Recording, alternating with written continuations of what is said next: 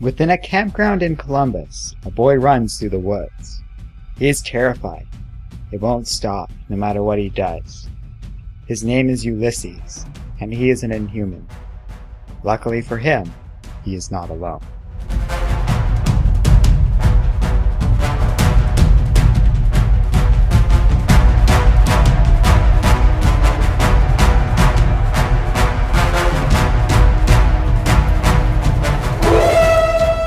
Weeks later, in Manhattan, Tony Stark is knocked to the ground.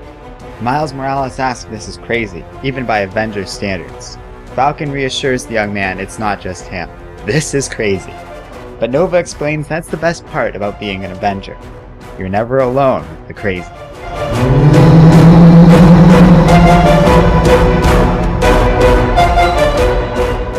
Today the Avengers are facing a rampaging Celestial from another dimension. However, this is no time to panic. They have a plan, and today, they aren't alone. With an army of superheroes around them, Carol Danvers and Tony Stark greet each other in the field. The Avengers and Ultimates are in place, so Iron Man contacts Doctor Strange. Stephen has gathered a team of sorcerers, and together they begin a spell. The other heroes back off, and with great effort, the spellcasters are able to banish the Celestial back to its home dimension. As the dust settles, the magicians lay exhausted, but the day is saved. Tony declares drinks are on him. In no time at all, they kick off the party at Stark Tower, with Stark delivering a toast. He says he was so moved by the events today.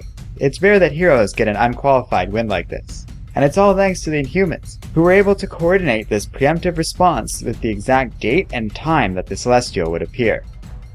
The party begins, and everyone starts to catch up with one another. But She-Hulk and Carol agree to seek out the Inhumans and find out just how they do about the Celestial attack. They find Tony with their allies, as he was wondering the exact same thing, so Medusa asks to speak with the heroes in private. They all meet in Tony's kitchen, where the Inhumans introduce their newest member, Ulysses. The Inhumans have been keeping secrets for a very long time, and it never really has worked out for them, so they're trying something different. Therefore, Ulysses explains that he sees future events before they happen, but he's having trouble explaining exactly how that works.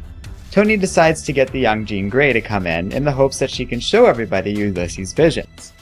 In spite of the rift between the Inhumans and the X-Men, all parties agree to this, but Jean is unable to read Ulysses' mind. It's like a closed system, unable to be read or accessed by telepaths. Carol pays this no mind, however, and instead offers the boy a job. She explains how her team, the Ultimates, are specifically looking for ways to stop disasters before they happen. Tony, however, doesn't like this.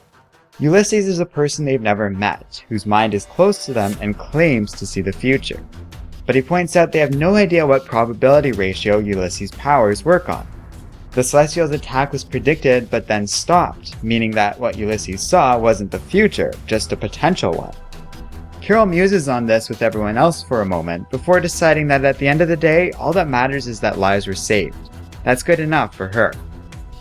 Still unsatisfied, Stark has Ulysses explain how he got his powers. The boy describes how his visions began emerging when he was camping. The Inhumans took him in and taught the young man to hone his abilities. But then he saw the world being destroyed. Luckily, he was able to use his powers to determine exactly when it was coming, and thanks to the heroes of Earth, it never happened. Tony still isn't happy. Yesterday was simple, a big cosmic threat. But Stark points out this won't always be so easy. What if Ulysses sees a baby being born that will one day become a dictator? What if he sees one of the heroes do something that the rest don't like? Tony is a futurist. He respects the future. He believes in it. He worships it. All he asks is that they be careful before they use any more of these visions. Upset with this, he leaves, inviting everyone to enjoy the party.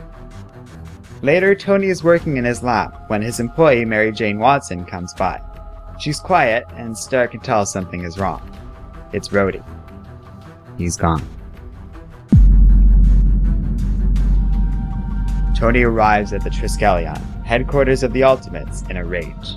He demands to see his friend. In their infirmary, Stark looks on the remains of his closest ally, and remarks that something immensely powerful must have broken through James's armor. And while Maria Hill tries to explain, Tony doesn't even listen, and instead begins shouting for Carol as he wants to hear from her himself. But when he sees the look in everyone's eyes, he calms down. James wasn't the only casualty of this mission. At the side of She-Hulk's bed, Carol sits alone. Jennifer is alive, but the doctors aren't sure if she will ever walk again, or even wake up. Her gamma-based biology is unique, and they don't have an expert like Bruce Banner on hand. Tony asks what happened, and Carol explains it was Thanos.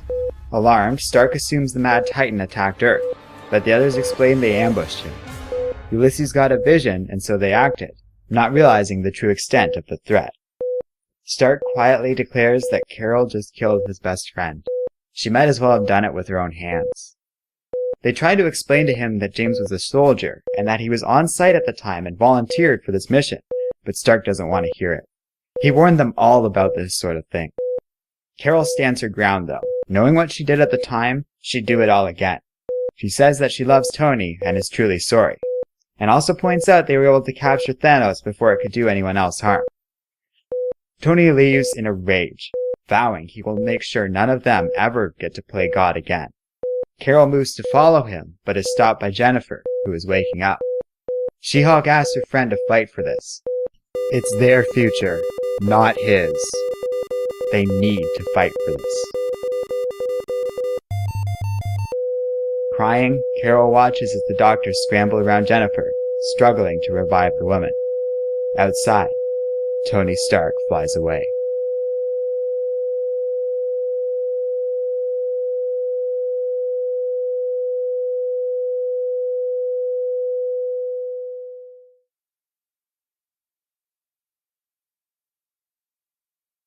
Hello and welcome to Comic Island. My name is Arden, and this is my recap and review of Civil War II #1. Well, that was something else alright. On the whole, it was a great comic. It was well done. We already got a little preview of what this creative team would be like in the first 5 issues of Iron Man, but wow, did they do some really impressive work here.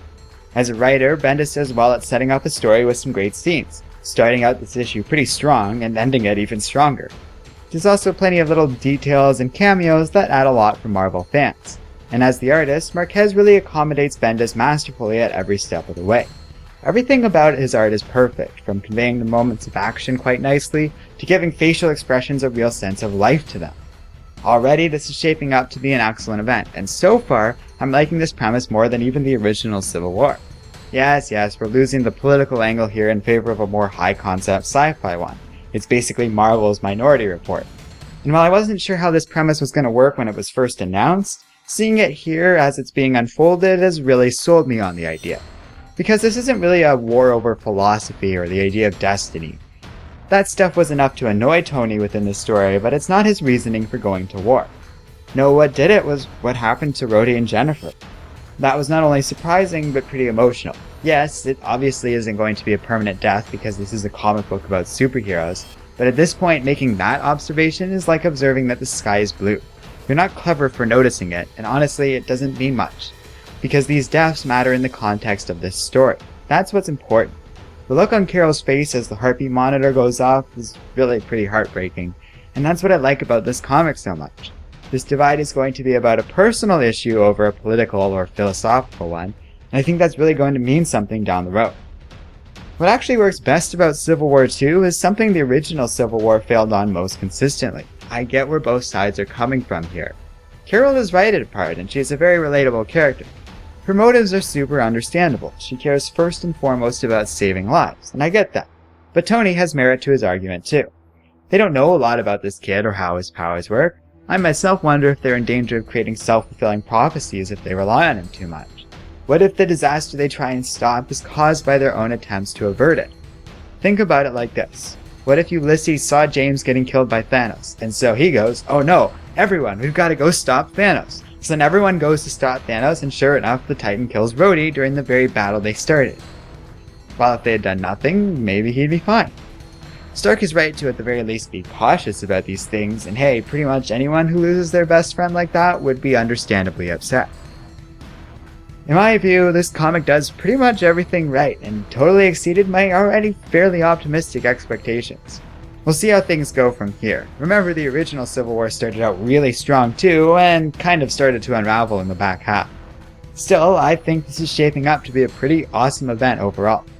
I highly recommend you check this one out for yourself. Let me know what you guys think in the comments section below. And don't forget to like, subscribe, and keep reading comics.